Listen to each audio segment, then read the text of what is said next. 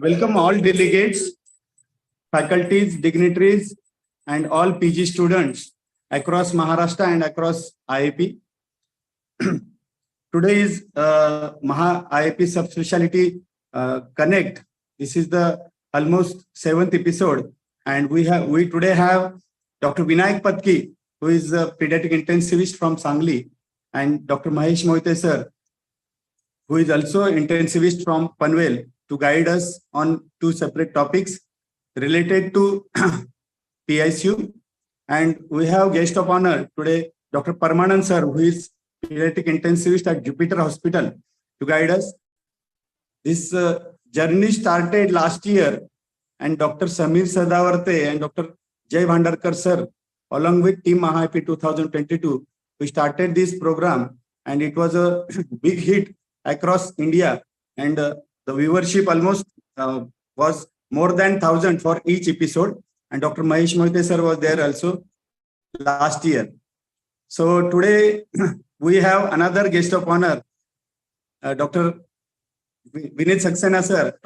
So I welcome Vinit Saxena sir and ask him to say a few words about this program. Thank you, Amol. This is a really surprising good opportunity for me.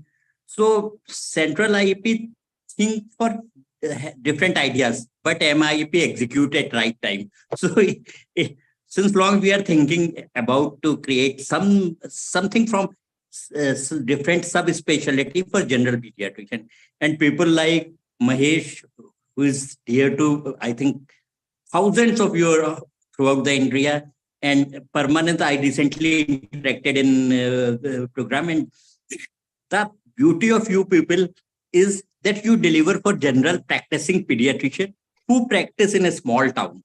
So I salute your wisdom, and I am hopeful that this will benefit not only Maharashtra IIP member, all other state also who are very fond to see this program. Thank you for inviting. Thank you, Vinit sir. And over to you, Dr. Samir Sadawarte sir, for further proceedings. Thanks, Amol Pawar sir, for this, this session. So once I again introduce about our Maha IIP. So Maha IIP has started this program for the improvement of the and commitment for the social, mental, and psychosocial health of our kids. Not only kids, but also of the adolescents of Maharashtra and as well as India. And by this channel, along the YouTube as well as on Zoom, we are till now have 5,230 subscribers, and we have today running 563rd program in last 2 years. So it's a Zoom and YouTube live program. So sorry for the first 5 minutes of delay and technical glitch what has happened. So let's introduce our guest for today and also the guest of honor. And apart before that, I will ask Dr. Ramakant Patil sir, who is the president of Maharashtra IIP, along with Dr. Amol Pawar as a secretary, and Shyam Chaudhary sir, who is the convener and vice president of Maharashtra IIP, along with Dr. Prashant Jadhav sir as a convener, and my co-colleague is Sachin Patil here. So we all are here for the Maha IIP Subspeciality Connect, as already mentioned by the Amol Pawar sir. We have various different types of YouTube and Zoom live telecast we have done regarding the case challenge, regarding the Maha IIP Subspeciality, and various other programs. All the programs are very popular, and they are not restricted to just Maharashtra, but they are actually gone far, and we have the subscriber channels for that. So once again, thank you everyone for joining here. Those who are not able to join, please ask them to join on the live YouTube. And I will go to the Ramakant Patil sir, and after Ramakant Patil sir, Sachin Patil will take over from this one. So Ramakant Patil sir, you are here. Samir, thank you so much. I welcome the 11th our guest of honor, and we have been fortunate enough to have our Secretary General, Dr. Vinit Saxena, as a guest of honor. We are wearing these tools because we have just came from the running from inauguration ceremony of West Zone Pedicon. And I just met Mahesh, who had just landed and was running for joining. The technical glitch was a blessing in disguise for many of us, that we could join. We did not have to run, and we could put on we were actually in time, but these are things which we'll learn from. Friends, Maha IAP, many programs were already started. This time we have started 2 more programs, that is immunization dialogue, which is a big hit, and our homegrown immunologist, vaccine specialist and ACVIP members, Dr. Sanjay Lalwani, Dr. Rajendra Khadke, and Dr. Sanjay Marathe, who is successfully doing all these programs of immunization dialogue. And another program of AHA, PATH, under able leadership of Dr. Atul Kanikar, the PATH program is being, and we have continued this program with Amol and me doing this program of Maha Speciality Connect, which is a huge hit. Along with that, we are continuing with Journal Journey, we are continuing with Tuesday Takes and Maha Case Challenge. And I cannot appreciate the efforts of Sachin Patil from Yavatmal and Dr. Samir Sadavarte. And these two young Turks are being ably guided by Vice President of Maha IAP, Dr. Sham Chaudhary, and past EB member, Dr. Prashant Jadhav. And also conveners, Dr. Milind Bharadia and Dr. Sushil Parak are ably contributing. And I cannot enough appreciate Dr. Neha's efforts for all the program. Friends, we have, I am definitely all ears, and I'm going to miss the West Zone Pedicon Cultural Night for these 2 talks by Dr. Mahesh Moite, who is a friend, and we have been running together, and that is what our bonding is there. We did run even in Hong Kong to the wharf consecutively for 4 mornings, daily 5 to 10 kilometers we were running together. And I think that is a telepathy or like-minded people we are there. Similarly, a young intensivist and who had been handling the national intensivist chapter as a secretary from a remote place, rather than remote place, a district place in Maharashtra from Sangli, and is well known across India for his intensive care. And what can I say more about my friend Dr. Parmanand Handankar? He speaks volumes whenever we ask him the difficulty. He doesn't like to prepare slide and give a monologue, but whenever interaction is there, the lot of information, and we know how the man has worked. With this, we are really fortunate, and all those who are not able to join on Zoom, but even if it is, we had initial glitch, already 99 participants are there. So I don't want to be a hurdle between you and these 3 giants to impart their experience, knowledge, and what is the first-hand experience and how the technically, and the topics are very relevant. Even if we are generalists, these are intensivists, but every generalist may get a patient who needs to be triaging and initial stabilization. So for this knowledge is very important. It is not for the hospitalized patient, but a patient who is coming in your OPD and is in bad shape. Before you are shifting that patient along with you are yourself shifting the patient, you should know this initial stabilization, IV fluid in sick childs, and shock beyond warm and cold. So with this preamble and hindrance for 2 to 3 minutes, I hand it over back to Sachin. Good evening, all. Thank you, Ramakant sir, for your inspiratory speech for today's session. Now I request Samir sir, my co-colleague, please introduce our today's guest of honor, Dr. Parmanand sir. I just want to interrupt. All these 3 speakers are known across India. So we are already 15 minutes late. So I humble request to Samir, make it for a sentence of each speaker. They do not need a large introduction. Don't go for the slide. Just speak from your heart for the introduction. Okay, sir. Yeah. So for Parmanand sir, I will just say one sentence. He is my teacher, and I'm quite influenced by his teachings to me. He is very well known for his teachings and his own ideas, and I have seen him saving thousands of lives in my career in the Wadia as well as in the other parts. And thanks to Parmanand sir for today to be as a guest of honor. It's an honor for everybody of us to be here. He has taught almost more than hundreds of students as a fellow, as a DNB teacher, as a CPS teacher, and he has been the examiner for various subspecialties, including the pediatric and pediatric ICU. So thanks to Parmanand sir, he was also the coordinator and having the COVID task force in person in the Maharashtra. and has received several awards regarding his teachings and about his ICU career. So welcome, Parmanand sir. Parmanand sir, are you here? We want to say 2 minutes is okay, and then we'll start again with Sachin Thanks, Patel, Samir. who will introduce. Good to see Yes, sir. Ramakant sir and Amol. Thanks for those wonderful words. I think the important is the topic, and I think intensive care is it's a time bound. And once we have some critical baby, it has to be time bound and had to be resuscitated. And then if it is optimally resuscitated, then has to be given an inotropes and shift to ICU for routine care. I don't think so. Okay, I will interrupt too much in this. It will be good to listen, Mahesh and Vinayak.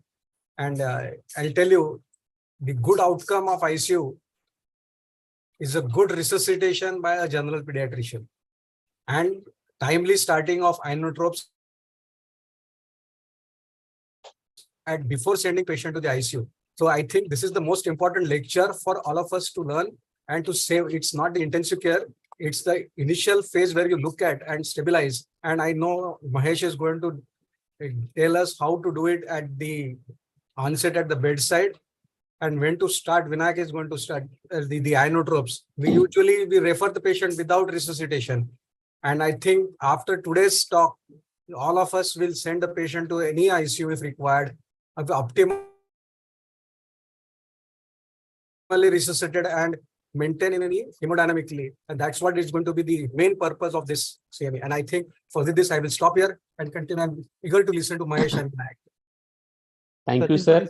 Yeah, thank you, Parmanand sir. Only one sentence for all. All are the giants of pediatric intensive care, especially Dr. Moite sir. Sir, today's topic is IV fluid in sick child, and Dr. Vinayak Patki sir will talk on shock beyond cold and warm. So, with all our request of seniors, now I request Dr. Mahesh Moite sir to start the session. Will you stop sharing this slide? Yeah. Thank you very much, Maha IP, for the opportunity. Thank you, my friend Ramakant, Dr. Amol, Dr. Sachin, Dr. Samir. Actually, the popularity of this session speaks in the fact that 15 minutes ago we were nowhere because the previous link stopped functioning. And within 15 minutes, we are seeing 100 people joining with the new link. That's how the people are waiting for these kind of programs. Thank you very much again for this opportunity. About the topic today, I think it's very common to all, and no one can hide whether it's a general pediatrician, OPD pediatrician, emergency worker, ICU. Everybody has to deal with the IV fluids at some point of time. And there are some major changes happening in the concept of using IV fluids. So the drastic change in the concept in last 2 decades. What I was doing 30 years ago when I started practice, today it's totally upside down. Nothing is same. So it's a better understanding and more evidence for what we are doing today. Old maintenance fluid, we used to talk about isorate P N/5 glucose is no more there at all in any sense today. Detrimental effects of excess body fluids. Previously, 10 years ago when the dengue started, it was all push, give a lot of fluids. Today, there is nothing of that sort. Liberal fluids are no more there at all. There are condition-specific fluids, volumes as well as contents, and newer and advanced monitoring devices to optimize fluids and avoid hazards in a sick child. So these will be the parts I'll be going through in my next about 20-25 minutes. Let's go through case scenarios rather than theory discussion. What I'm going to do is maybe asking few questions to myself and go on answering those questions in a scientific way. So here is a 6-year-old known asthmatic brought with cough with progressive breathlessness since 1 day. He's brought lethargic. On examination, he's severely distressed and his saturation is 90% at room air. He's tachycardic. His blood pressure is at present maintained. There is poor entry bilaterally with severe wheeze. Obviously, it's acute asthmatic attack in a child who is drowsy. Child is given the respiratory management. He's put on NIV. He has got poor intake. So what maintenance fluid to be given to this child? He didn't take something for last almost 6 hours and looking a bit dehydrated. So what do you want to start as a maintenance fluid? So what has conceptually changed in the maintenance fluid volume as well as content wise? Let's go through some literature what has happened. So previously the volume is to be counted the maintenance fluid by the old Holiday and Segar formula, which is formulated in 1957, mind you, it's almost about 70 years ago. And it was designed on a basic maintenance with a work done hardly on 50 or 60 kind of a normal individuals, normal physically fit individuals. And then they said it for less than 10 kg, it should be about 100 ml per kg. Above that, for next 10 kg, 50 ml per kg, and about 20 kg, 20 ml per kg. So we all know this. We can also put it as 4 ml per kg per hour or 2 ml per kg per hour and 1 ml per kg. Also 4-to-1 rule, and all of us know this. And this was postulated to be 1 kilocalorie burning requires about 1 ml fluid. That's kind of a basic understanding is there, and how fallacious this formula today is after understanding the physics and physiology. So how this formula came? So when we talk about 1 minute. When we talk about where it came from, essentially for burning 100 kilocalorie in the body, we are losing 50 ml per kg, which is minimal essential losses, which is going through evaporative losses through respiration, through skin. These are called as insensible losses. The 66 ml per kg is lost of that 100 ml burning, 100 kilocalorie burning, which is lost in urine. That is basically to lose all the solute which are overloaded following 100 kilocalorie of energy. And by doing that, killing those or burning those 100 kilocalorie, body generating 16 ml per kg of water. So these are the losses, which is about 116 ml per kg, and gain is about 16. And that is how the net requirement is about 100 ml per kg per day, which is for 100 kilocalorie of burning. This was a this is how the Holiday Segar formula came. Now, so it's 1 ml per kilocalorie. Now see what happens in a case of a sick patient. First of all, does he really burn 100 kilocalorie? It varies according to available energy and activity. That hypermetabolic state, what we talk about, is predominant in adults and children. Actually, it's much less. It's no more hypermetabolic state. At the same time, caloric expenditure, hence the water need is minimal in case of critical child, since we are sedating, analgesic, paralysis, hardly any movements. And in case of those essential losses or kind of losses lost, minimal essential losses, by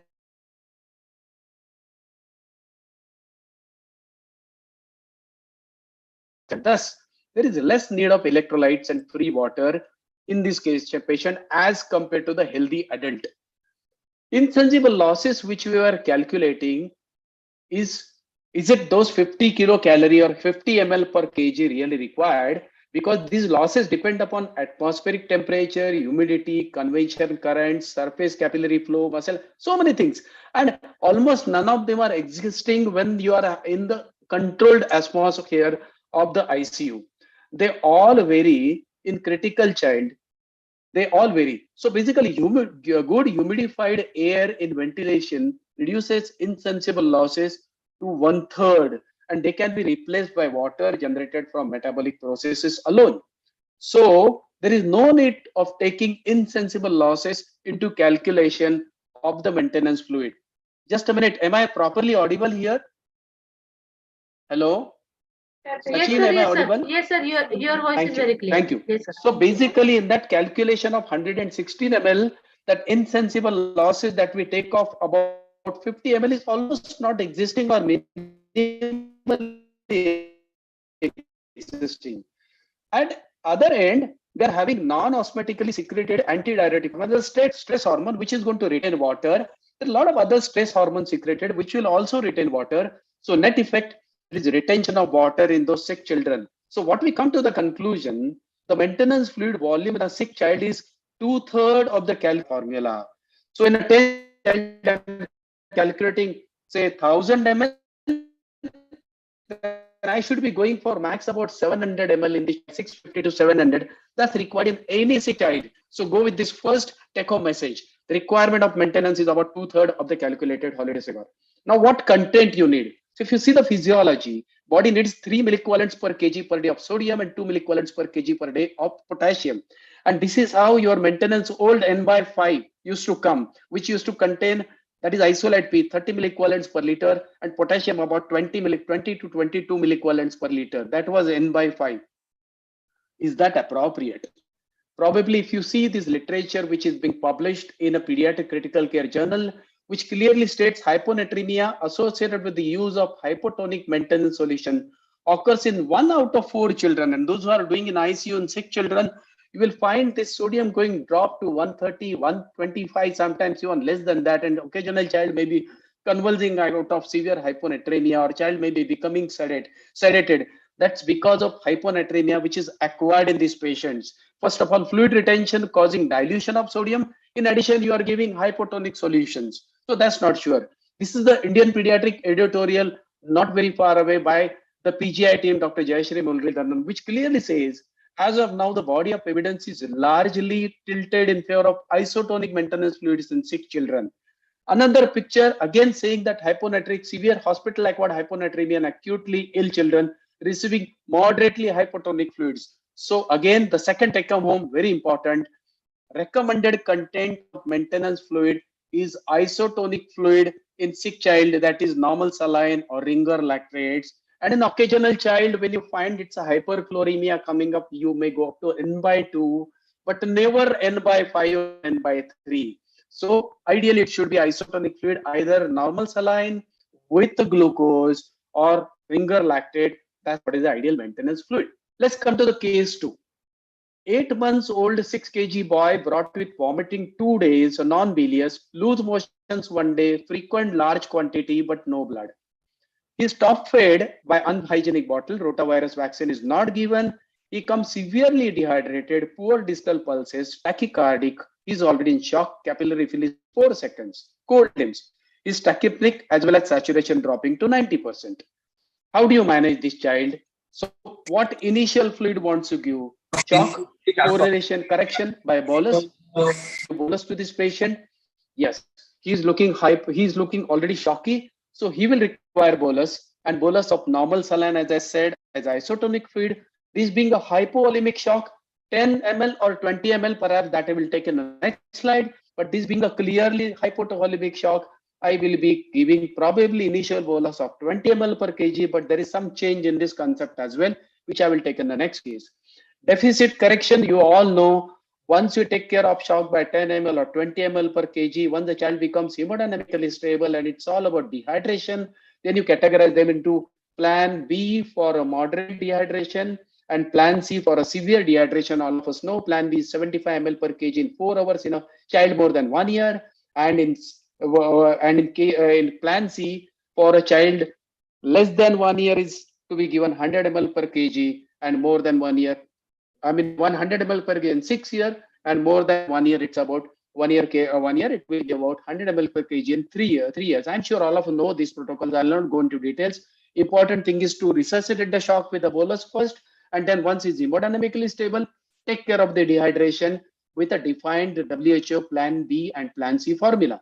And subsequently, you monitor this patient, look for simple hypovolemia, clinical monitoring with the hemodynamic parameters. We all know those 7 parameters. When you are monitoring this hemodynamics, you're looking at the heart rate, you're looking at the tissue perfusion with a capillary refill temperature refill should be less than 3 seconds. And then you have to look at a cold or temperature, which should be less than 3 degrees centigrade, and then followed by urine output to be taken 1 hourly. Then look at the sensorium of the patient, which will be taken as AVPO monitoring. We all know that. And finally, the blood pressure comes as the last parameter to monitor. So I've got upper 6 parameters normal. Blood pressure may not be holding relevance. If it gets complicated, then only you may require lab parameters of tissue perfusion, that is ABG, electrolytes, and your lactates and all those things. But in a simple dehydration, perhaps all those things, only thing may be required is occasionally electrolytes. ABG is not required most of the time. And when to stop this hydration status or kind of resuscitation? Once the hydration status is normal, to monitor the ongoing losses are very important. Take that into consideration and resuscitate if required. So deficit for hemodynamic resuscitation, if the patient is shocky by a bolus, followed by whatever deficit, you correct by WHO plan B or plan C, and subsequently monitor this patient on for ongoing losses and resuscitate that with the enteral nutrition. When enteral hydration, as soon as possible, and most of your dehydration patient will be corrected with enteral hydration. Let's come to the case 3. This is a 4 months baby boy referred to us for fever since 2 days and lethargy since 1 day. He's admitted for observation. He's lethargic with a poor feeding, staring episode. He developed a seizure. He was shifted to PICU. He was severely tachycardic, shocky, cold extremities. After a first bolus of 10 ml per kg, he received almost twice. Heart rate dropped to 130. Capillary fill dropped to 3 seconds, and his warm extremities became numb. His initial parameters were showing stress counts of 15,300 with neutrophilic count.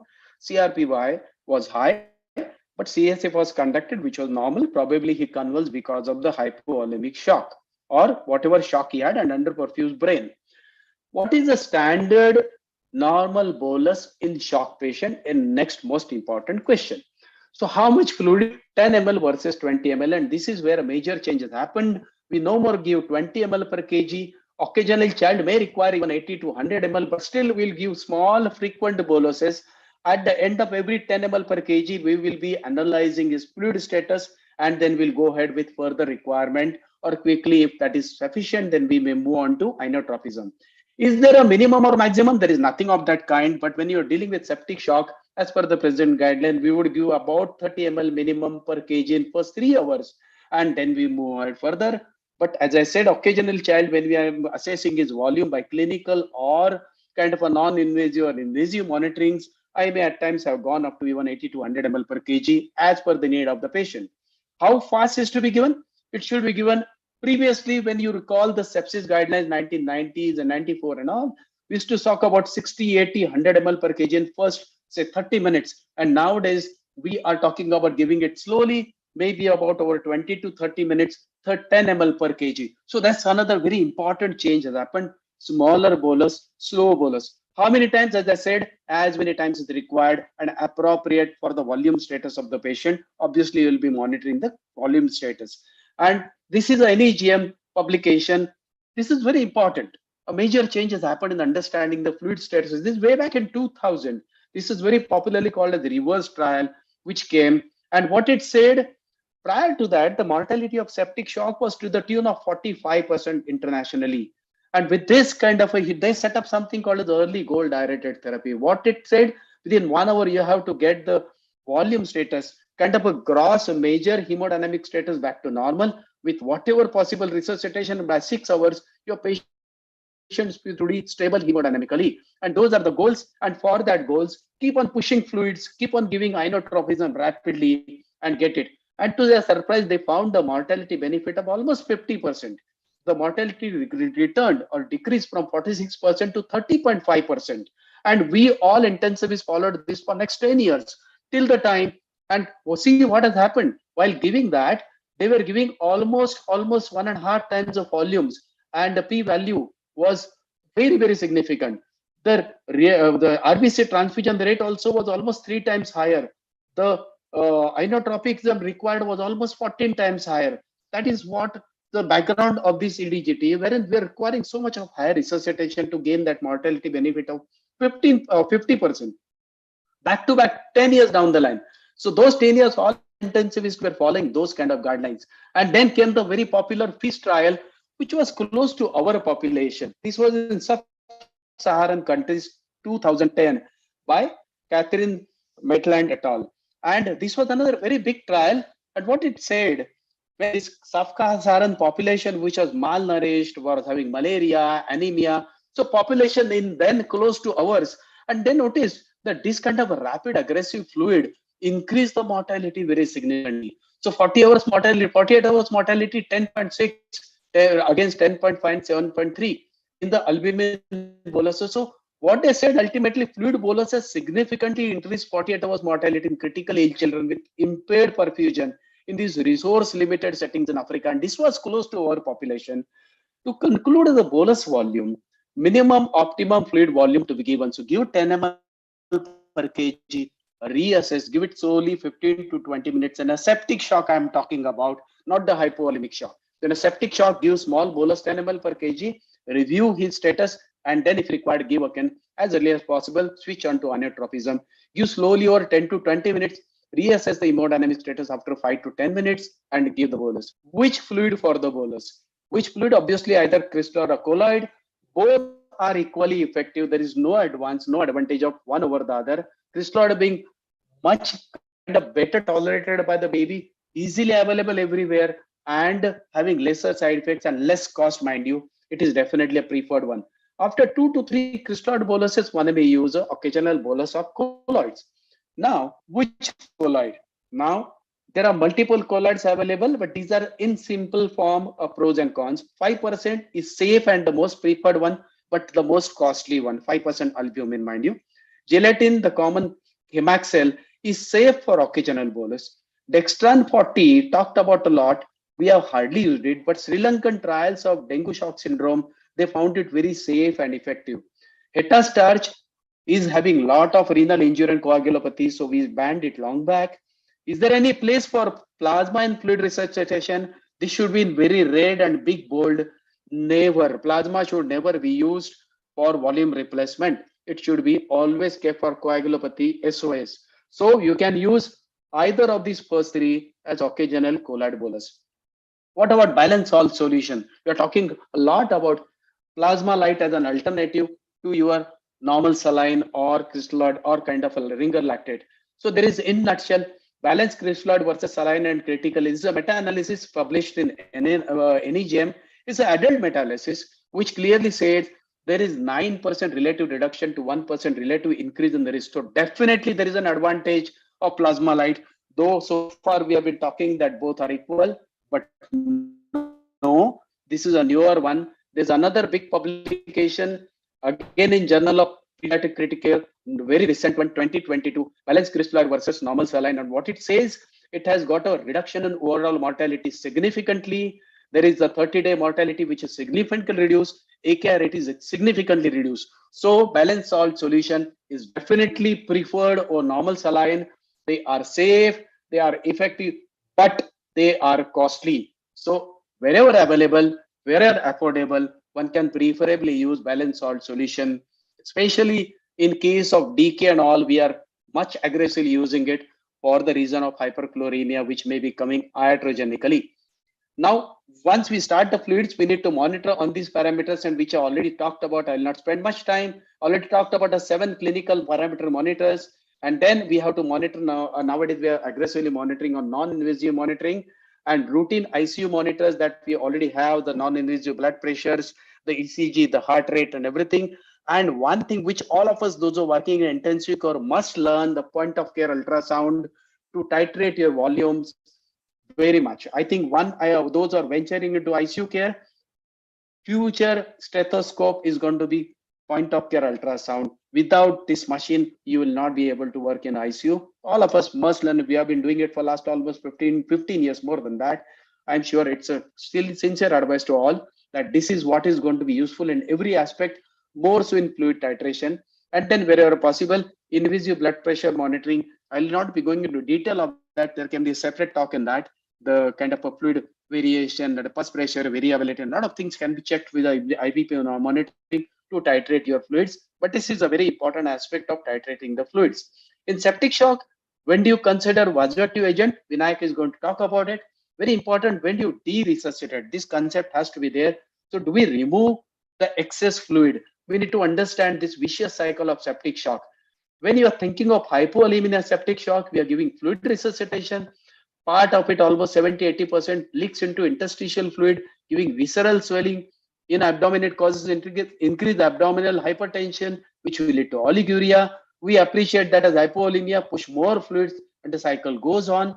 Also, that fluid goes into the tissue, increasing the tissue pressure, causing further damage to the tissue. And nowadays, we talk a lot about vexus, the venous excess, the back pressure. So collectively, this volume which we are giving, 80-90% leaks into the tertiary system, third space, which is detrimental and more dangerous to. We are nowadays talking about the volume tolerance and intolerance. So all this concept of fluid intolerance comes in this. So this excess fluid, we need to be using fluid by the fluid stewardship. It's another drug.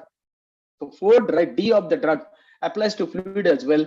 Which fluid, how much, how long, and how to get that surplus thing out. And for that, this ROSE model has come up. Wherein the R stands for resuscitation. The first initial patient comes in hypovolemia shock, resuscitate aggressively, wherein by that resuscitation, you are reducing the organ failure in this patient. Then the second part is O, that is optimization. Once you have resuscitated, you have to keep that state, titrate the fluids to the optimum volume. By this volume, you are gradually increasing that fluid leaks into the tissue. So organ failure rate is gradually going to increase. Third is stabilization, where you are giving the maintenance fluid. Those fluids are further percolating into the tissue, and now you are coming back to the organ failure. Now your patient is hemodynamically stable, but that surplus fluid has to be getting out. That is where you will be using the evacuation or de-resuscitation by active or passive methods. You may give diuresis, you may give renal replacement therapy. That fluid which will come out will kind of reduce the organ failure rate. So we need to understand these 4 stages which will be coming in various time frame. We need to recognize them and get that surplus fluid out. So whenever you are finding at the end of resuscitation and stabilization, fluid is more than 10% positive balance, that is the 10% of the body weight, that much amount is surplus, that need to be evacuated from the patient so as to save your tissues and avoid the tissue damage. Let's come to the case 4, a common scenario of dengue.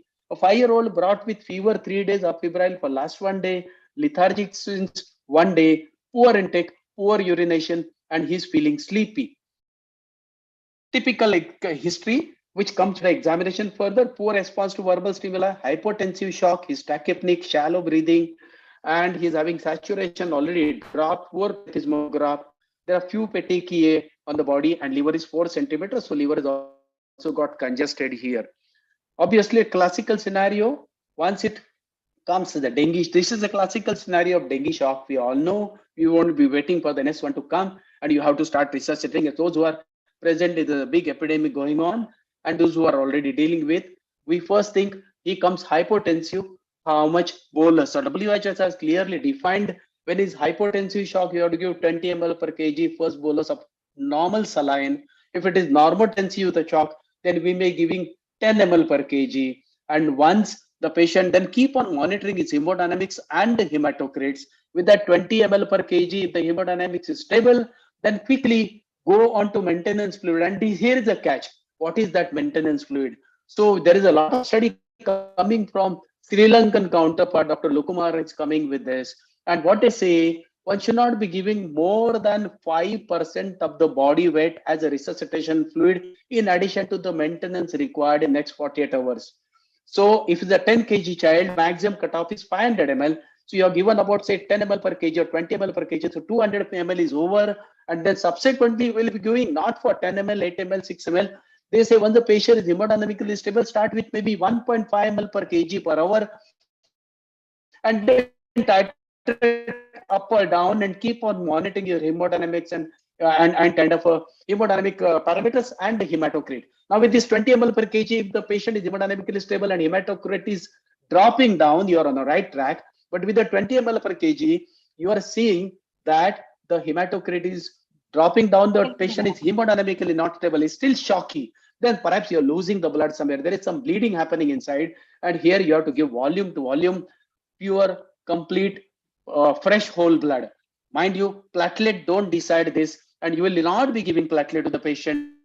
Yes, in an intensive care scenario, with this kind of a scenario, we will be giving fresh whole blood with platelet and plasma if there is active refractory shock.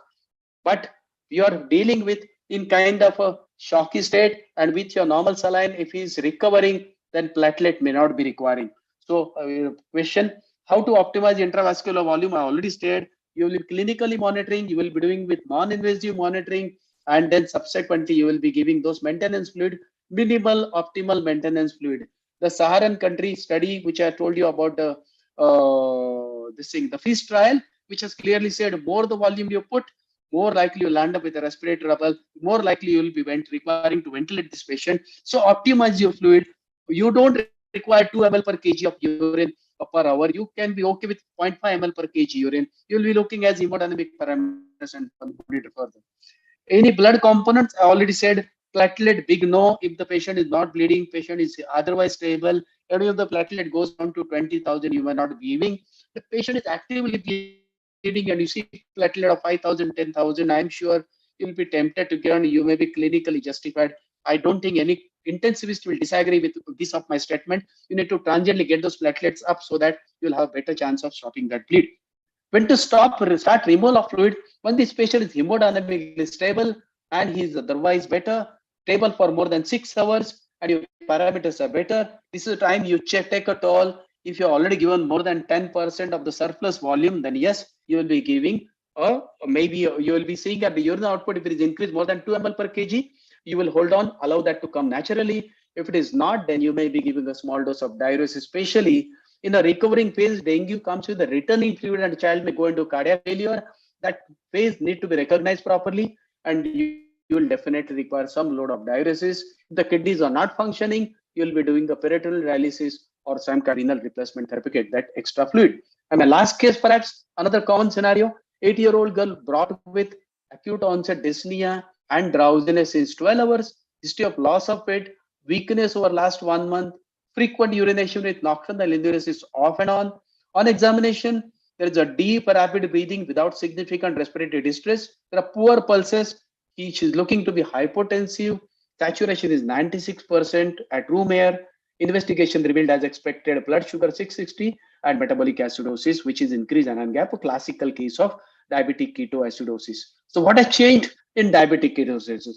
What fluid and how much? So now we wish to follow ISPAD guidelines 10 years ago. Then came the ISPAD about 4 or 5 years ago. And now there is modified ISPAD. ISPAD is a British guideline. ISPAD is international guidelines. They keep changing and they keep renovating and they can keep improving. And all the guidelines which has happened so far are to reduce the mortality. And we realize the mortality in DK patient is because of the cerebral edema, which is connected to two most important factors. In the past, people used to give bicarb left, right, and center. That has to be stopped because that is connected to that. And second, the fluid resuscitation volume used to be extremely high, which used to cause cerebral edema. So those two things are countered aggressively by the present guidelines. So we define the severity by volume deficit calculation based on the pH, and the pH less than 7.1 is considered severe, 7.1 to 2 is moderate, and 7.2 to 3 is mild. Bicarb as cutoff of less than 5 bicarb is severe, 5 to 10, and 10 to 5 being moderate, mild, moderate, and more than that is severe. Mild, moderate, and severe. Now, accordingly, we take the deficit that if it is severe, then we take 10% deficit volume, 10% of the body weight. So that is to be taken as deficit volume. If it is mild to moderate, then we take as 5%. So take, for example, 10 kg child, then my deficit volume is 1 liter. 10 kg child, if it is mild to moderate, then my deficit volume is only 500 ml. Now that deficit volume is to be added to the 2 days maintenance, and this deficit is to be spread over next 48 hours. If you use initial resuscitation volume for shock, now if this patient comes shock, as in his case, he is hypotensive. So shock over the volume. So whatever resuscitation volumes you need, you give upfront. You have to give 40 ml, 60 ml per kg. You give inotropism, stabilize the shock, make the patient hemodynamically stable, and then anything that were about 10 ml per kg in the resuscitation volume of shock, that you deduct from the total calculated volume that you are going to give for maintenance subsequently. I hope I made it clear. You can go to this guidelines, we get more clarity. So that is about a deficit volume. And in addition to that, next 48 hours, you are going to calculate the maintenance fluid. And that is again a very important change has happened. Previously, this maintenance fluid used to be calculated by Holiday Segar, that's 100 ml per kg and first 10 kg, 50 ml per kg from 10 to 20 and 20 ml per kg for every kg above. Now it has been found that that was a very dangerous formula, giving us a lot of fluid overload. So what we follow, the modified ISPAD guideline, that's 2 ml per kg per hour, 2 ml per kg per hour for first 10 kg to be given for 48 hours. If child is 11 to 40 kg, 1 ml per kg per hour, and above 40 kg, irrespective of weight, 50, 60, he will be giving 40 ml. I'm sorry, this is not kg, 40 ml per hour for first 8 hours. So this is maintenance fluid plus calculated deficit. From whole of this, you will be reducing whatever resuscitation volume for shock being used, and then that's your calculation volume. In shock, how much fluid? Already said, the shock prevails over the DK fluid management. So whatever fluid required, use it, get the hemodynamics, and then you correct the further volumes. Beyond the shock resuscitation fluid, as I said, about 10 ml per kg, whatever use, that is to be counted. What has changed in DKA fluid management now and why? As I already told you, most important, the fluid volume that we resuscitate. There are a few monitoring parameters like ketone bodies to ketone volume is to taken, which should be more than 3 millimoles per kg, 3 millimoles per liter. That's a diagnostic feature they have taken for DKA. Apart from that, there are minimal changes of insulin and all. Since I'm talking about fluids, I'll not talk about rest of the things. So modified ISPAD is the one which is there. What do you monitor during DKA fluids? You are going to monitor obviously sugar, the ketones, the ABG, the electrolytes, and obviously the osmolality, which again, most important, again, the clinical parameters. You can get those details in subsequently. So friends, to summarize, maintenance fluid for, there are lot many other things like Burns criteria, the Burns fluid management. You cannot take everything, but gross change that has happened in Burns management is again the fluid. Previously, we used to follow that 4 ml per kg with the Parkland formula, 4 ml per kg per percent of the burn area to be taken addition to that maintenance fluid.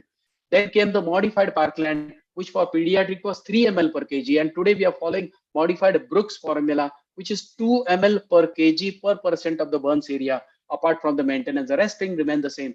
So everywhere, the concept of less is more is lesser the fluid, the better. Minimal optimal fluid for any kind of resuscitation or optimization and maintenance fluid.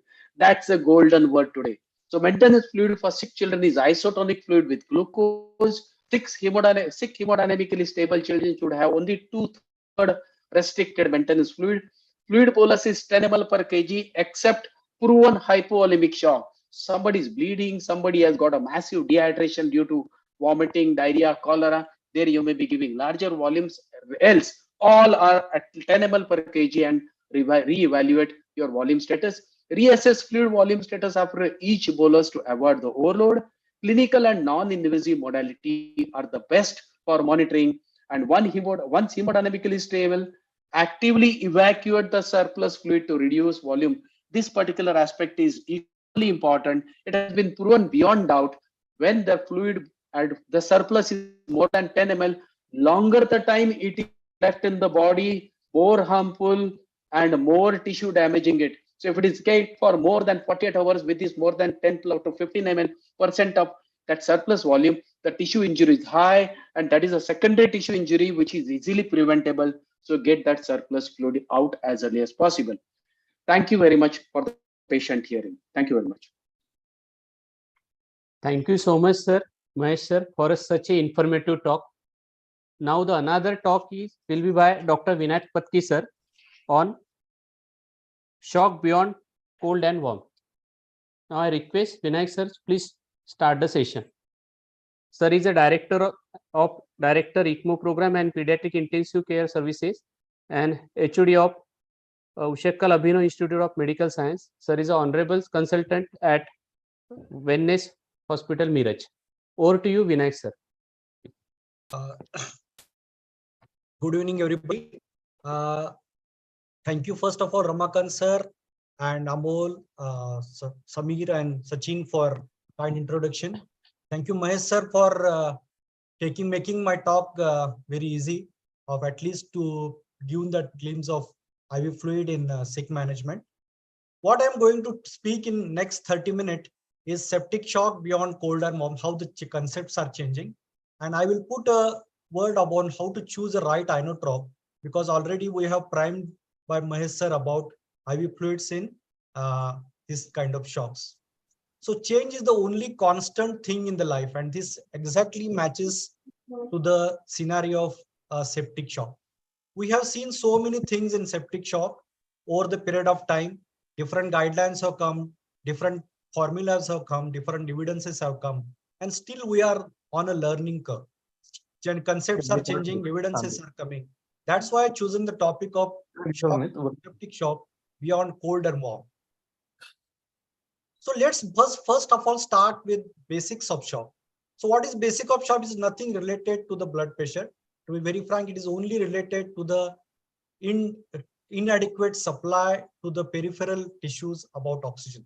And this is the most important thing, is either your oxygen delivery is less or your oxygen consumption is high, or maybe mix of anything.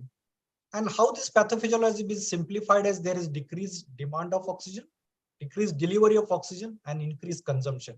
So how you are going to treat this? Either this is, we all know oxygen delivery is product of heart rate, cardiac output, hemoglobin, and oxygen ventilation. And ultimately related to the FiO2, preload, afterload, and contractility. Reducing the oxygen consumption by metabolic demand is a very minimal role in managing the septic shock.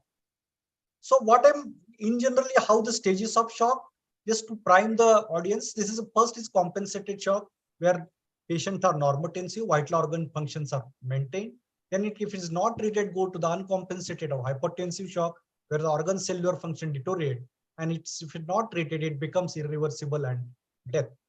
So how do you clinically identify the shock? It's basically all the compensatory mechanism and all the peripheral organs which are deprived of oxygen leads to this kind of signs. Heart is trying to contract more, so tachycardia, tachypnea, capillary filling time is delayed. So there will be peripheral vasoconstriction, that's why cold and mottled skin. Kidneys are hampered, that's why reduced urine output, and brain is hampered of oxygen, that's why what we are getting is a depressed sensorium.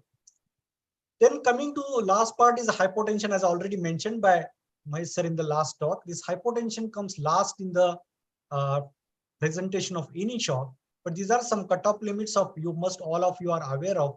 ILS, and BLS. People give an important thing is mean arterial pressure is an important parameter, and newborn, infant, and child, as we all know with this formula. Different types of shock. We have hypovolemic because of anywhere we are losing from fluids. Cardiogenic, it is basically either myocarditis or cardiomyopathy. Distributive, there is reducing the or increasing the capacitance or reduced peripheral circulation, circulatory dilatation. Then obstructive, there is anything causing compression or external compression from heart to compensate, and you can have dissociated type. So we are not going to deal with all these things. What we are going to focus today is about septic shock. An understanding of treatment of septic shock is dependent on how the understanding of hemodynamics of septic shock of our own understanding is important. So we all know preload, this is a person who is driving a bicycle on a different road, and how the forceful is running the cycle is contractility. How much force it has been put to him is preload, and the road on which he is tiring is called as afterload. In simplified way, preload is whatever amount of blood is coming to the peripheral circulation, that is called preload. Contractility is how much amount heart is your active and contractile to take the load, and take that is dependent on preload. And naturally some other important thing is afterload, which is that means your peripheral vascular resistance. Why this I am particularly taken this slide is because of most of the times in the discussion of shock, all these concepts will come, and it is better to get clear. And not least, but not least is important part is oxygenation.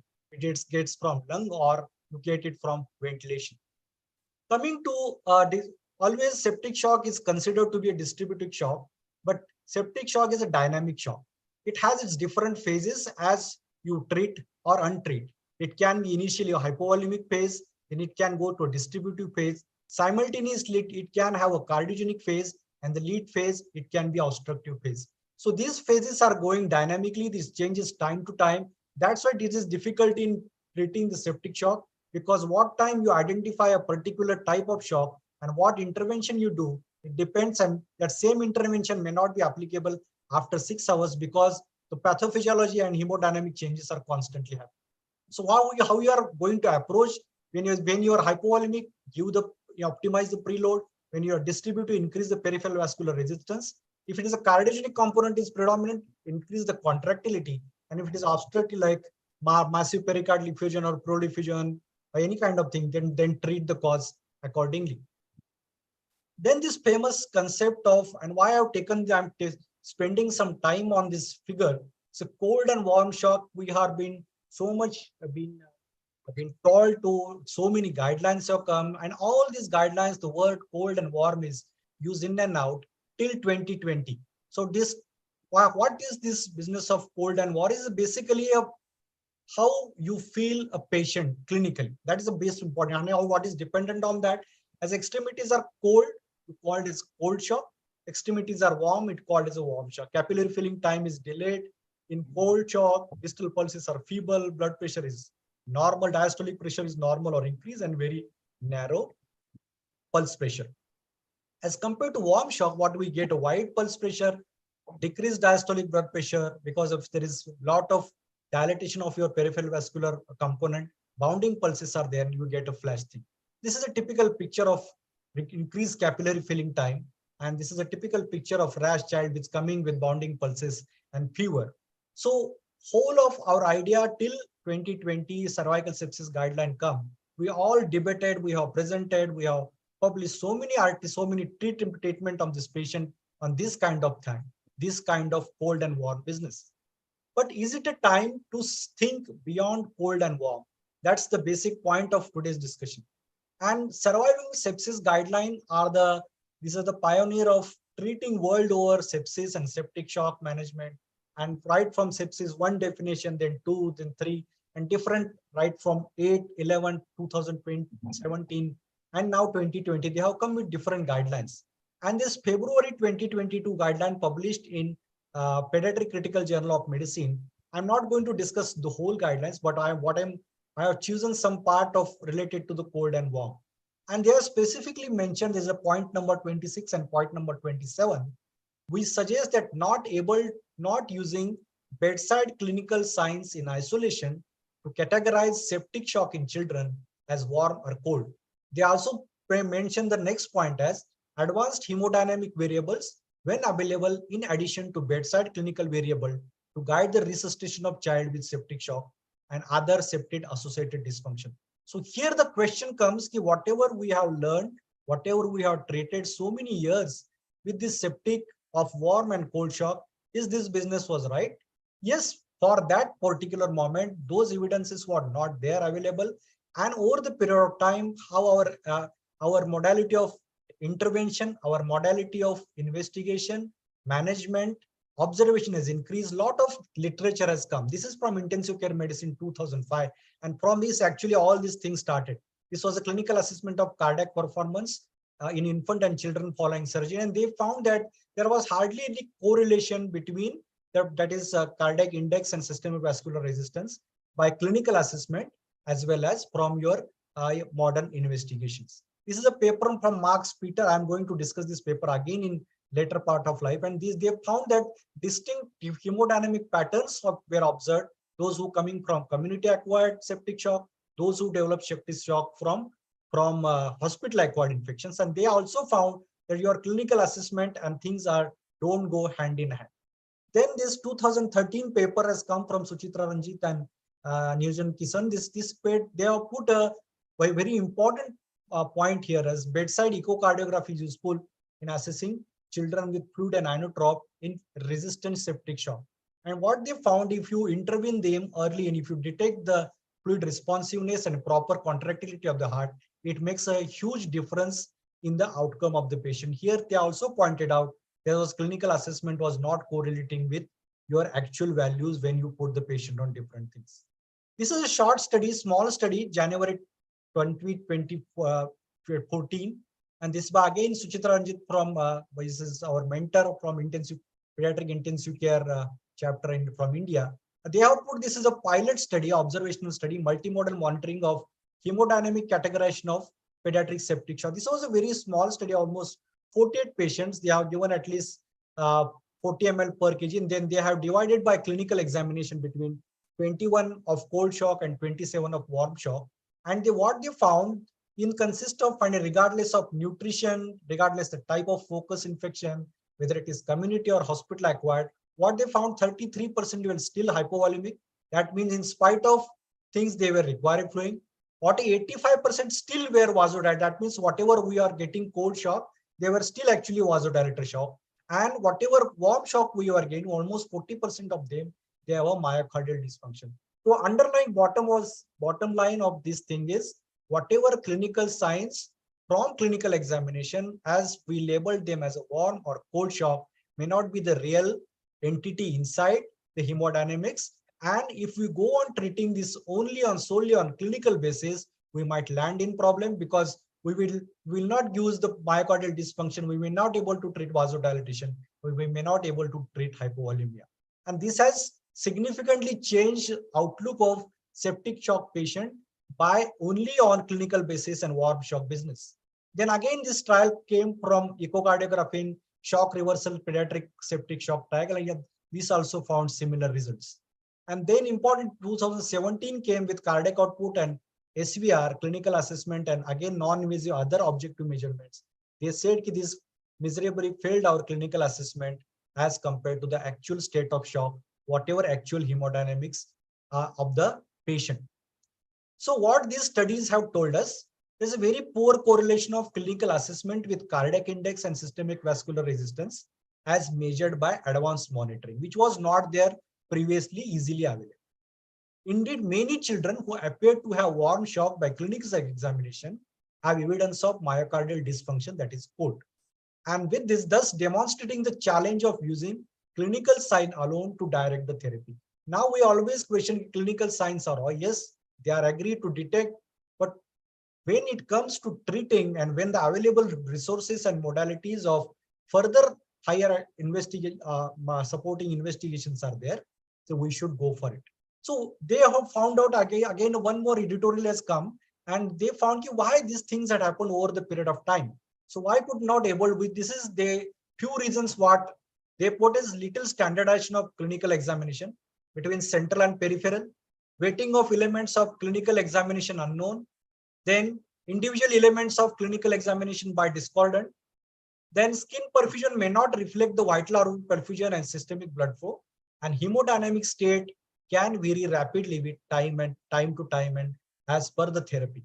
And that's why this is the time now to switch from cold warm shock to the other things. So next part of my discussion will be how the evaluation of septic shock and how we are going to manage. Already Mahesh sir has talked about fluid boluses and all that, so I'm skipping that part. And I'm now switching to how the septic shock hemodynamic support has evaluated over past 20-25 years. See, this is an important paper as multi-vasopressors and inotrope in treatment of septic shock. This is a meta-analysis of see the years from 1993 to 2021. So almost 20-30 years review is there. Finding quality 28 systemic reviews are there, but they have reviewed. And what they found that still there is good quality evidences are not there to suggest. That means we are still on a learning curve of vasopressors and inotrope. How the process is started? This is way back in 1998, where hemodynamic support was assessed by Gary et al. And the important discussion or conclusion was that unlike adults, children with fluid refractory shock are frequently hypodynamic and responds to inotrope. But next important last point which I have highlighted in this slide is whenever the patient has remained persistent shock, it suggests that incorrect cardiovascular therapeutic regime which you have chosen. That means whenever the child becomes a refractory shock, either there is problem with our diagnosing that particular hemodynamic status and correcting with appropriate vasoactive drugs. Then this comes same thing I just few minutes I have discussed in 2008. And what they found as vasopressors should be used for severe or hospital acquired infections, and inotropes should be used for community acquired infection. This was from Mark's Peter study. Then our own Akashdeep is a giant fellow from India, first batch, and is giant in now UK, and heading as a UK Association of Pediatric Intensive Care. And what they also found that frequent measurements of hemodynamic using non-invasive ultrasound helps in better tuning or fine tuning of the septic shock management. There are very few studies have come from septic shock in children. Whatever data we tried to extrapolate or we have tried to implement was basically on adult population. But these were the studies. Then coming from literature now to the reality, how we are going to practically management of septic shock. So anywhere we are given a task, we should know what are our therapeutic endpoints. And our therapeutic endpoints depend on the simple formula of oxygen delivery, which I shown on first slide. That means improvement of preload, improvement in afterload and contractility, improvement of preload with IV fluids, contractility and afterload by inopressors and vasopressors, and definitely oximetry parameters by oxygen and ventilation. So what are our therapeutic endpoints for any kind of septic, any shock that way? So we should have normalization of heart rate, capillary filling time should be less, well-fed peripheral pulses, warm pulses. So important parameters are again important thing is urine output that suggests the end organ vital perfusion, that is kidney. Another important is return of a baseline mental status. And another thing what they have added now as a lab thing is a normalization of lactate level. So discussing about lactate and base deficit correction is out of scope for today's lecture as far as inotropes are concerned. So that's why I'm not discussing. But important things is heart rate normalization, output and mental status improvement. If patient is not on any sedative drugs, these are the three important endpoints what every peripheral practitioner should understand about managing a septic shock. So these were the guidelines and whatever we have learned till now. But if you see there in 5 minutes, you should push the give fluids, then it in 15 minutes, if you not able to reach, we have to level fluid refractory shock. And then the role of adrenaline, noradrenaline, dopamine comes. And still this, because these are 2017 guidelines. So still if you see this is a catecholamine resistant shock, again has been clinically classified as per normal BP cold shock, normal BP, low BP cold shock and warm shock. But now maybe in 2024 guidelines, this parameter will change. There are a lot of inotropes, lot of things are here, which I am going to discuss in the next few minutes. So before jumping on starting any vasoactive agents, so what I would like to take you to the basics of our physiology. That means our receptors, alpha receptors and beta. Beta, these are the contractility parameter receptor. Alpha is a basically receptors which are responsible for contractility of a peripheral vessels. If you see here from phenylephrine to isoproterenol, we go on left side, your alpha receptors go on decreasing, and on other side from top to bottom, from isoproterenol to phenylephrine, your beta receptor goes down. But in between these three, the three important drugs which we are routinely using as a dobutamine, epinephrine and non-epinephrine, they have a dose dependent action. That means at certain doses, they act on alpha, on certain doses, they act on beta. And this is the basically very important aspect, or this is the advantages of this drug, but we should use it wisely with on which doses they act on specific which receptors. So on the pressure selection, they have been divided in three groups. This norepinephrine, epinephrine and dopamine are called as inopressors. That means they are inotropic, we increase the contractility, and they have pressure effects. In the larger dose, they contract the blood vessels. Vasopressors mean they are purely pressors, they don't have inotropic activity. These are phenylephrine and vasopressin. We are using vasopressin. And inodilator, these are the pure inodilators. These are have some contractility benefit. That means they are inotropic, also increase the contractility, and they are simultaneously decreasing the afterglow. So we have to select from these baskets whatever drugs we have. And if you see here, hardly there are 6 drugs which if you use wisely, there are not more than 6 drugs we routinely require. Coming to first our age-old dopamine, I am going to discuss dopamine later.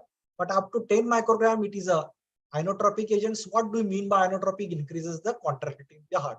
It doesn't affect the systemic vascular resistance. And the pressure means in this, if you go on 15 to 20, it only contracts the vessels, it loses its inotropic activity. Coming to other fine drug is adrenaline. From 0.02 to 0.3, it is a inotropic plus mild inodilator. But if you go from 0.3, it becomes pressure inotropic. Disadvantages as heart rate also goes on increasing. Then we have different group, that is inodilator, dobutamine from 10 to 20, and milrinone from 0.25 to 1. These are inotropics plus dilator. And then we have pressors. So these are the drugs which we have to use judiciously, and then we can able to come to a proper, we can able to achieve those therapeutic goals after proper fluid resuscitation. Then coming to the routes and ways of administration of vasoactive agents, this specifically slide we have always, I added specifically because always we have phobia when we practice at a remote places or taluka places, that whether I can use epinephrine, non-epinephrine, dopamine at my private practice. And because this is important, as Dr. Parmanand sir has already pointed a very important message, what he has given is at the end of today's lecture, even if after judicious fluid administration, if we can access peripherally, giving this epinephrine or norepinephrine in a particular doses, and then definitely it will help for a better stabilization of the patient. There are different dosage and different concentrations. As I mentioned, as I already mentioned, in peripheral access, they are slightly more diluted drugs, very low concentration. And this you can use at least for 2 to 4 hours. Safely you can use. Why I'm pressing this peripheral use of epinephrine and non-epinephrine is because these are the drugs which are life-saving drugs. If you use in a peripheral, there's no harm is there. You can definitely, but in provided concentration.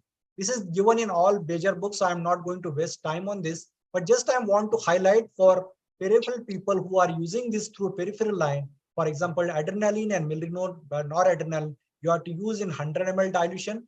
And once you come to the central line, we have to use in a slightly higher concentration. So if you start with this concentration and 1 ml per kg, whatever this formula is given, this is given in all books and available in net. So I'm not going to discuss this in much detail.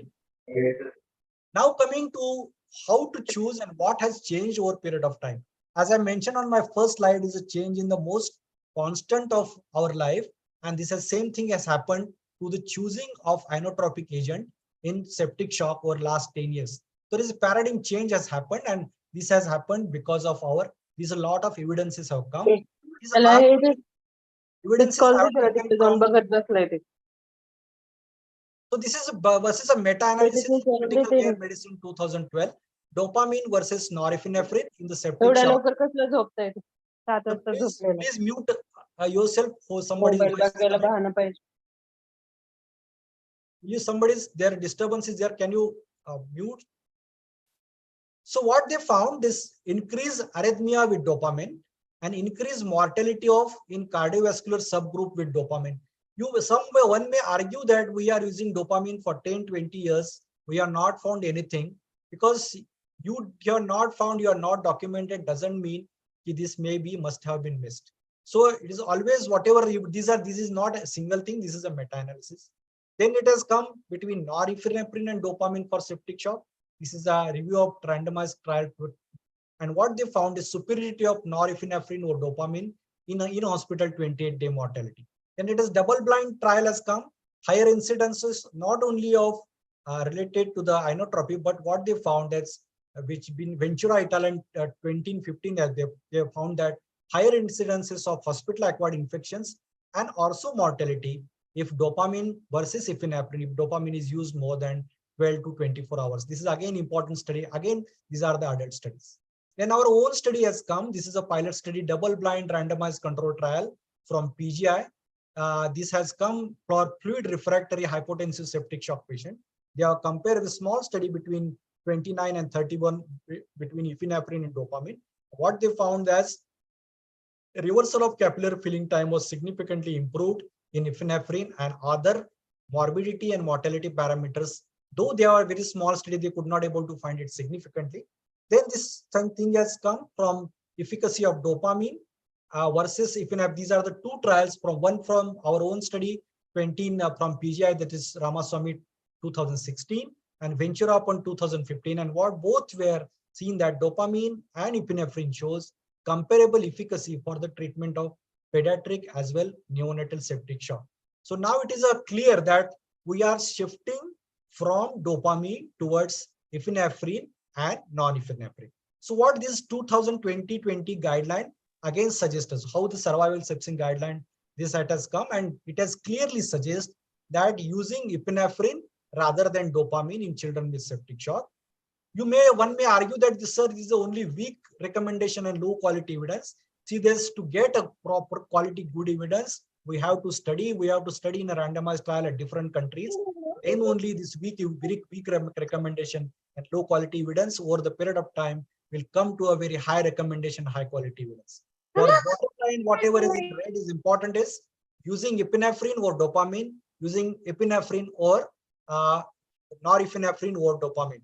But they cannot able to conclude or recommend any specific norepinephrine or epinephrine because that they have given to this both are equally selective, useful, can be used in a first line vasoactive infusions and should be started at periphery after 10 or 20 or 1 or 2 boluses if patient is not improving, and that can be a life-saving measure for a person who is remotely been child who is having remotely presenting to you with a septic shock. Next part of our discussion is we are discussing about lot of multimodal monitoring, role of multimodal monitoring, and SCCM guideline also has put cervical sepsis risk.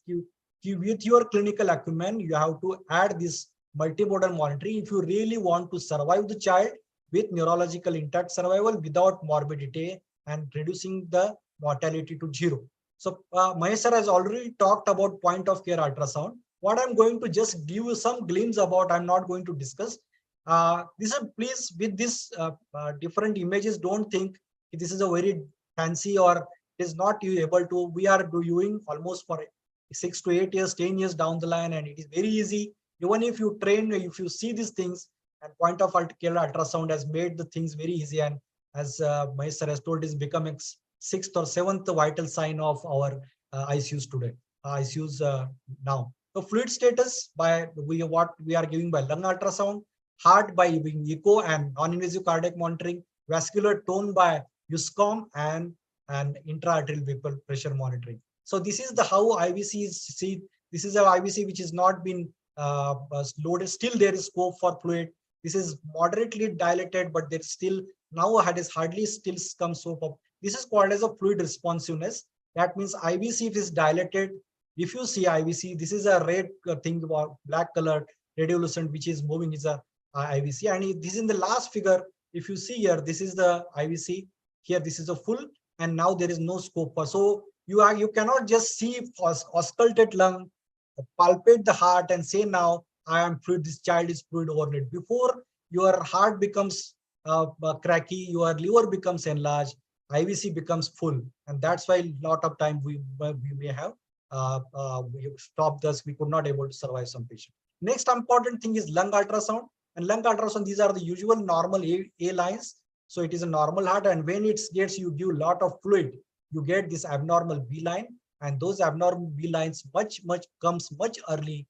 Then you really auscultate by your clinically rails and try to find out the fluid overload. Third important thing is the cardiac function, and this is called as eyeballing. We are not here putting that this is a short axis view, and we are not putting here exactly that your cardiologist is not required.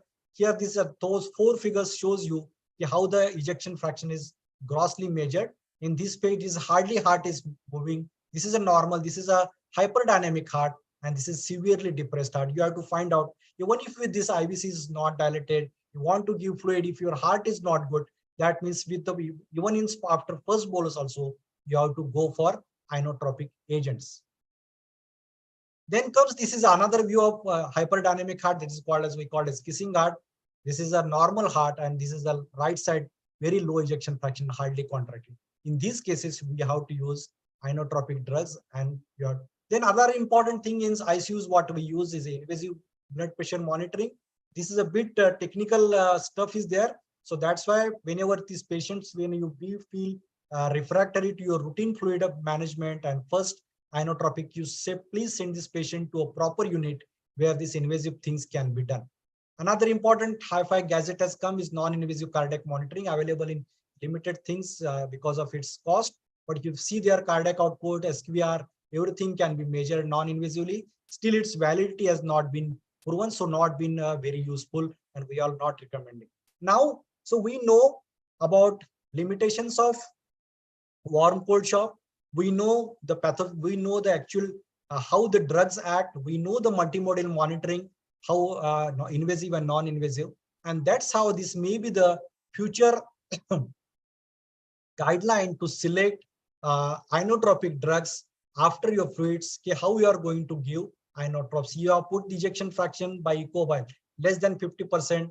Your IVP is low, pulse pressure is narrow. Then you are going to give adrenaline with low dose.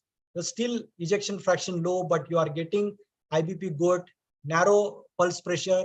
That means your problem is now you are going to increase the contractility, and you need some inodilator here, and that's why you are using dobutamine and milrinone. Here in this, please see that there is no subjective parameter of warm, cold, or anything is there. These are all objective parameters, which are your real-time parameters, what you are seeing. And that's how we are giving this some sort of rough algorithm. That means hypercontractile heart, IBPP is low, and pulse pressure is wide. You have to use epinephrine, or if it is not non-epinephrine, you can use vasopressin. Good heart, good IBP, pulse pressure normal. That means there is a sign that, and tachycardia. That is the time when now you have to decrease the inotrope. This is a gross. This may require, this protocol may require fine tunings, but just this is for today's class we have taken. And what is now way forward? Just I'm coming to the conclusion part of it. So this is an early resuscitation in pediatric sepsis using inotrope. This is this trial has been enrolled in 2019 when the actually we were all dealing with COVID, and this study particularly called as Respond ED trial. This is what they have divided this in two groups. This is early intravenous adrenaline infusion after 20 ml of fluid resuscitation, and other than that means they have started adrenaline very early, and other group is receiving standard fluid resuscitation therapy. And this is maybe the future. That means simultaneously we are going to start adrenaline with maybe this is fluid. This is a future.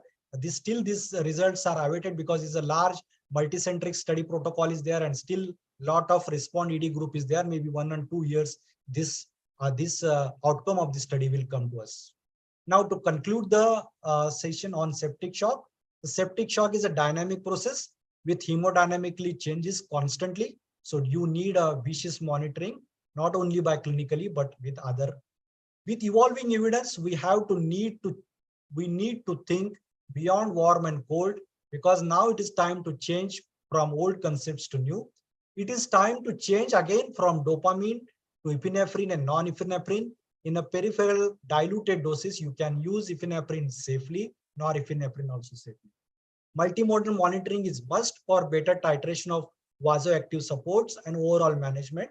And we should really manage patients where the facility of multimodal monitoring is available. It doesn't mean that you should not manage the periphery, but as early as possible, when you stabilize the patient, you should shift the patient with refractory shock to a place where these things are available. So last line is judicious fluid, low dose of epinephrine or norepinephrine by peripheral line, and timely transfer to PICU or tertiary care center will make definitely a positive changes in the outcome of septic shock patients. We are still on learning curve. I have a habit of putting a quote at the end of my talk. So I feel that learning is experience and everything else is just information. Thank you very much for your patient listening. Thank you very much.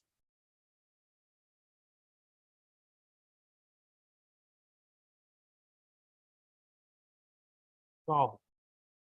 So it is said that a single thing is not a perfect. Like somebody says, you are not perfect, I am also not perfect. But together we can. So like a fluid plus inotropes together and alone is not sufficient. That's what I can say, the clue of these things. So any questions anyone has, let's ask those questions. So open to the audience now. So we can make it for everyone who wants to add some questions.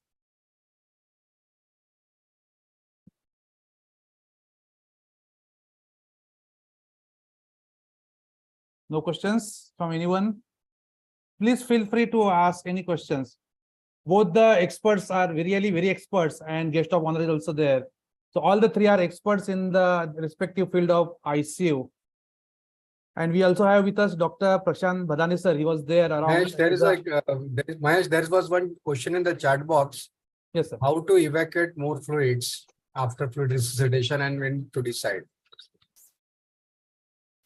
Yeah, so I gave you that rose concept. This is a very important question because you see all your dengue patients, they stabilize and then they look edematous, and if they are not passing urine adequately, we all understand the dengue pathology. Initially there is capillary leak, and later on the returning part, you get that whole fluid from third space getting back to the circulation. So if at this point of time, if the kidneys are not functioning well, this oliguric, then this child is likely to go to cardiac failure. One. Similarly, in case of sepsis also, there is a lot of capillary leak in the acute phase, and you recover subsequently with your antibiotics and with your inotropism. The infection gets controlled and the child stabilizes with hemodynamics, and you realize suddenly your fluid which you are given during the acute phase was more than 10% of the body weight. Now, this fluid has to come out because there is a good evidence that longer it stays, it will cause the tissue damage. How to get that fluid out? If this patient is passing urine adequately at this point of time and patient is hemodynamically stable, then you just wait and watch. Let him evacuate of his own. So if he passes 2 or 3 ml per kg per hour, then let it be. It's a body's natural kind of a defense mechanism where it will adjust to that extra fluid. It will definitely pass on. But in this process, during the acute injury, if the kidneys are also suffered and this patient is only say 1 ml or 0.5 ml per kg, or even with this 2 or 3 ml per kg, there is a clinical evidence of fluid overload. So many times if this patient is on ventilator and you notice that the patient is hemodynamically becoming stable, that the ventilator requirements are high, X-ray may be showing some fluid overload state, your B lines are seen on the USG, and you know there's sort of a pulmonary edema or pulmonary congestion, then prior to getting this patient extubated, if you don't make the lungs dry, he won't allow you to extubate. So you actively want this fluid to come out. So you may give a Lasix or furosemide infusion to this patient. Mind you, I said infusion, not a bolus. So we give 0.1 ml per kg per hour infusion. We give it for about 6 to 12 hours, sometimes even 24 hours. We monitor the output. Now, if the kidneys are reversibly affected due to pre-renal kind of a situation, they will open up and they'll push this fluid out, and nothing happens. Within 24 to 48 hours, you got adequate fluid out and the patient is stable. But sometimes the kidneys have had a significant injury during the acute phase, and even with your diuresis, it won't open. Then these are the patients who will require renal replacement, either in the form of peritoneal dialysis and sometimes in the form of even a kind of salad or hemodialysis for a short duration. So that is the way. So you'll have to get this extra fluid out either physiologically or physically by the patient or by the active process, either by diuresis or a renal replacement therapy.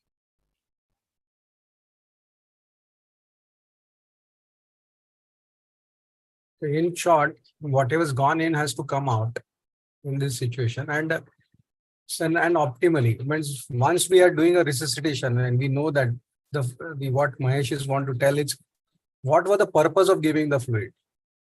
Once it is done that, you have to monitor that and see that whether it is now going into volume overload or whether it is retaining that fluid and it is not coming out. The first thing is to, in like what we in a day-to-day practice, like in a dengue in the today's era. So we go on, it's the disease process is there is the capillary leak and the fluids start leaking into the third space, the pleural effusion, ascites and all those things. At one point of time, this fluid is going to come in. And that is where, and you may go on giving fluid extra and it is coming in. And that is a time where it is very tricky and which every patient may be like a difficult. And there we land up in having breathing difficulty, pulmonary edema. So the close monitoring of this type of patients, what like a daily monitoring, how much fluid you are giving, input output chart is mandatory. And then you calculate what is the volume of fluid which has been retained daily.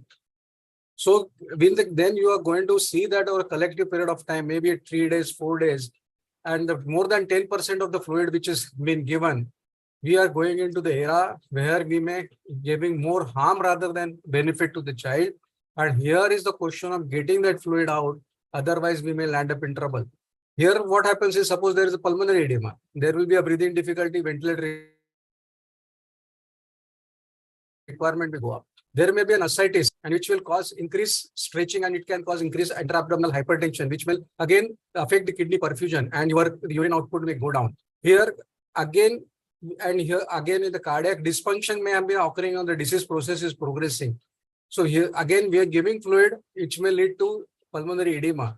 So it's a close monitoring and third spacing, whether it is the ascites which is happening, the fluid has to come out. So as Mahesh said, like, and we may look you into this situation of a Lasix infusion. Bolus is not going to help. bolus is going to reduce little fluid for some time, but infusion, low dose infusion over a period of 6 to 8 hours will get rid of that extra fluid. But mind you, when you're doing that in a dengue patient, and if you do it too early, their patient can land up in hypovolemia also. So adequacy, and it's not going to be one parameter which is going to tell you. It's the hemoglobin, the hematocrit as a CBC when you see when the fluid is roaming out. The focus, you look at the contractility. If the ventilated child, it becomes difficult also to know how much the IVC to be believed when there's an ascites. So it is very tricky in this situation, how much and when to stop that removing also. And the clinically, what I feel or day-to-day practice in most of the patients, those are not so critical. The patients start coughing. And in the patient who's clinically fine and is and a dengue was leaking and we are giving fluid, and when they start reabsorbing and when they develop a mild pulmonary edema, the initial sign when they get is the cough. That is the time you start thinking of this patient was not like a coughing, and why is coughing? It can be the fluid, and you may start giving him Lasix infusion and give that letter fluid, and you will be benefiting this type of child. If this patient's kidneys are not opened up and you have to give, and the hemodynamic is worsening, and that's what Mahesh has said, is you do more, go ahead and do the renal replacement, whether it's a peritoneal dialysis or SLED or CRRT, depending upon the disease per se. So it's a very, like a clinical situation. And it is not that you have to start like and remove the fluid immediately. It's a very tricky and close monitoring is required to decide when to remove the fluid. Mahesh, you can add. I think you said it. You're done. I think that's the. I hope the one who has asked the question got the clarification. Surplus fluid has to come out. Either you wait for it to come out of its own if it is kidneys are functioning well and heart is functioning well. If not, then we'll have to get it out as early as possible. Longer it stays inside, more harmful it is to the body. And it should be done either by self or by furosemide infusion, or whenever required, renal replacement therapy. Samir, I think there are a few questions in the chat box additionally. I will get out that one, yeah. Because one of the partners said here about the multimodal monitoring, because very less places we have the multimodal monitoring available. So can we rely more on the clinical data, because multimodal monitors may not reflect everything and is not available at every place. So as mentioned by Paramanand sir right now about the having the cough as a simple most important thing to deal with as a pulmonary edema. So yes, answer will be yes if nothing available, but if something available, if you have multiple available, that is a good thing. Dr. Patki, here is one case was what is the best inotrope in dengue if you want to at all start? So I think dengue doesn't mainly require inotropes. It is mainly a fluid thing. Unless an anti-dengue presents with some kind of a septic component, or you get septic contractility of the heart, which is obvious on your echocardiography monitoring, then only they require inotropic support. Usually they don't require. This is only fluid responsive shock. Just you have to go on titrating. The pathophysiology is here different than the septic shock in dengue. Here is the capillary leak is important. That is a time-bound fashion. That's why they usually don't land up. And when you in the dengue, if you are landing, there are two things: either you are undercorrected your fluids, or other things you have overcorrected with your albumin or something like that, which has caused fluid overload and which is causing like afterload increase, and which is reflecting to your towards to increase the contractility. So usually they don't require. If they require, usually try to find out a septic component. So this usually happens if the child presents with mixed infections, or because if require ventilation and all that, third, fourth day, they already landed with some kind of VAP or some kind of CLABSI related infection. They started developing septic component. That's what the reason is. I think Mahesh sir, you can add on this. Samir, can I add? Yes. Yeah, of course. Sir, the first question was in the periphery, we don't have the gadgets and how to monitor. Now come out of that era. And Mahesh will agree, and the Mahesh is an example. Then everything is possible if you are willing to do it. So today's era, you have to learn there is no option. So if you want to treat your patient optimally, You have to learn, and it's like you can get the gadgets at periphery. Definitely there are certain clinical parameters, and Vinayak has presented that paper with septic shock. The 2/3 of the patients actually who was diagnosed to have cold shock were actually vasodilatory type of shock when we do an IV, like an invasive. So every time the clinical judgment may not be adequate enough to treat. So in this, with the criticalness of, if you're going to, so then decide what you want to do. If you want to do a criticalness, you go ahead with get the gadgets and do it, whether it is periphery or whether it is like in the corporate. So that is the crux. Second answer to the what inotropes should what Vinayak has told about everything. First thing is optimally filled fluid, only the inotropes is going to work. If the fluid is empty, your empty heart or empty blood, like in vessels, your inotrope may not work also. But in this, the adequate fluid management with multimodal monitoring, it is the answer for today's era for the dengue shock syndrome. And then think of what is there. Is the contractility good or no? Is the SVR high or SVR low? Is the preload? Keep these three in mind. When you're giving fluid, you're taking care of preload. What is the contractility, whether it is good or no? Depending upon the pulse pressure, simple pulse pressure, whether it's a narrow pulse pressure versus wide pulse pressure. If the narrow pulse pressure with liver, which is palpable, JVP, which is high, and if I give a fluid, his breathing difficulty is going to worsen. So that means I have a cardiogenic type of shock in this type of patient. So if I don't have, I will be here using a inotrope or a vasodilator early rather than giving more fluid. If I have a wide pulse pressure, maybe having a 90/30 or 90/40 BP, I know that this is vasodilated type of shock, and I may give fluid and use adrenaline or noradrenaline as my drug of choice early in that type of patient. But first thing is optimally fill and then choose an inotrope. The question comes is in the dengue, what happens if you're given a fluid and the pulses has improved? Maybe within 15 minutes, an hour, the leakage is so severe, what is optimally filled is empty and you will be a third space. So it's a continuous monitoring is required and fluid resuscitation, which is important in this type of shock or this type of dengue type of patients, rather than just using an inotrope when the blood pressure is low. So here is the continuous fluid resuscitation, fluid monitoring, which is important in a dengue type of shock rather than using an inotrope. Just one addition to that, multimodal monitoring, yes or no? The survival outcome with clinical alone versus clinical plus multimodal monitoring may be a difference of 5 to 10%. So do you really require for every patient? Perhaps no. If we analyze our patients in last 2 decades, not that every septic patient I was losing because I didn't have multimodal monitoring. I could still I could save almost 60-70% patient. Today it may be 80%. If you have to buy one definite monitor today, futuristically, I believe ultrasonography machine bedside is the one which all of us must have. That gives you a better understanding of the picture.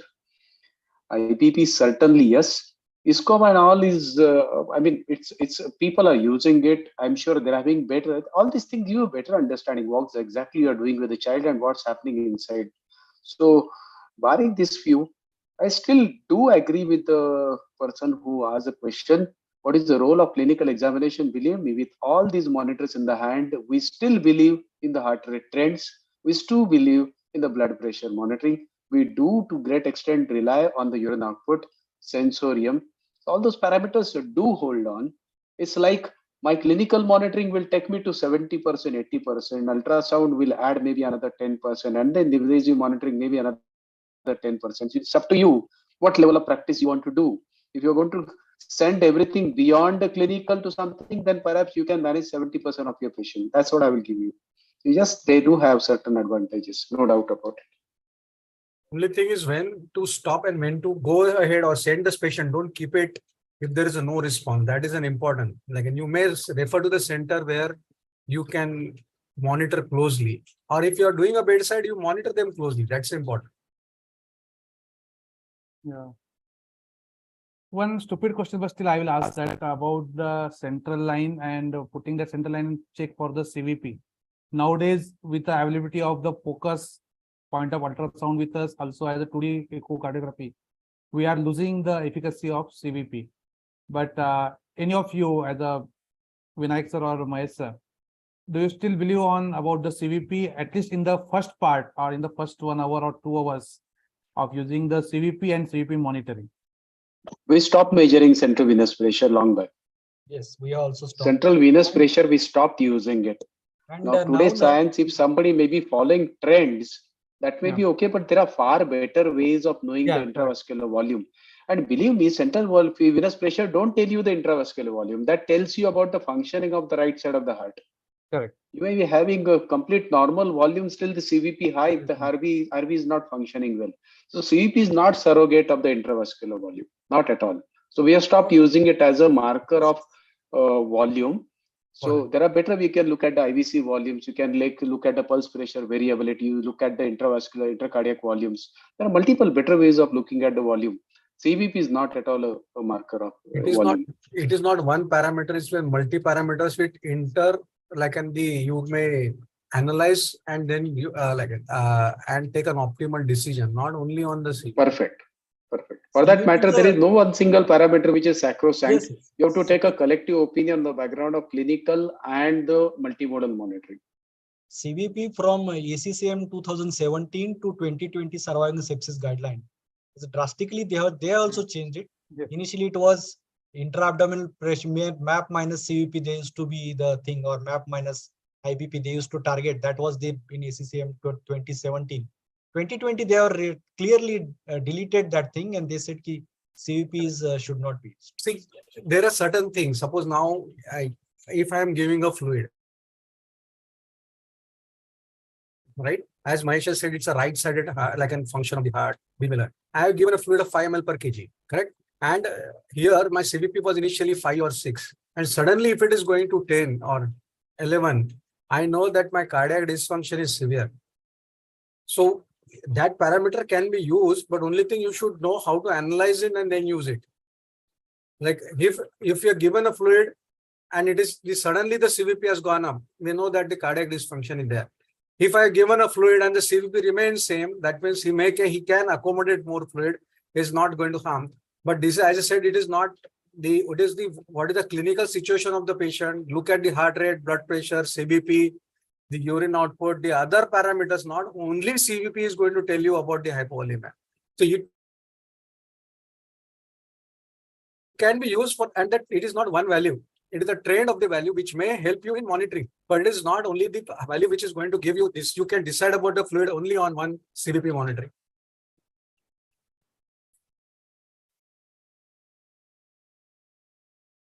Do you have any other question?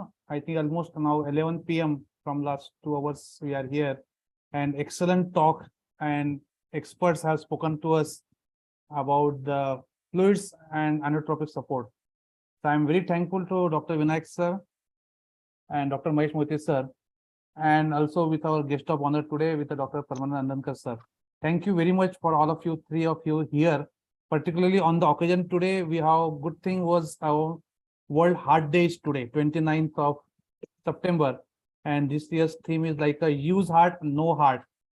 And that's actually, we are thankful to the Maha IAP also, with the presence of Maha IAP, Dr. Ramakant Patil sir, and with Amol Pawar sir, giving this opportunity for all of us to listen to this excellent talk today. And those who have missed, please don't mind, because you can able to see it again on Maha IAP YouTube channel, and it will be seen for a long time afterwards. So if your junior colleagues who are working with you, please tell them very specifically, please see this program from initial state. I am very sorry for that first 5-10 minutes we have some technical glitch and we are able not to open the screens completely for few of you. So we have changed it at right time.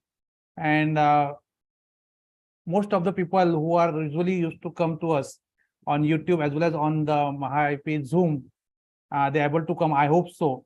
Those who are not able to see, you can please go back and see on the YouTube afterwards.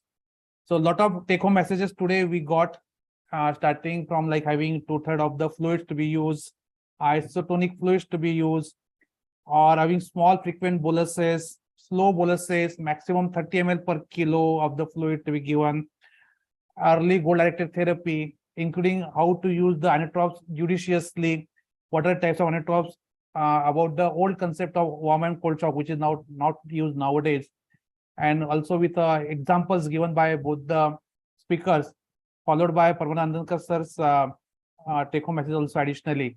So it was very useful sessions for all of us, including I also learned a lot of things today. So thanks everyone with us today, and also Dr. Prashant Badane sir, who is as a MMC observer, and everybody is getting 1 MMC point for this today's sessions.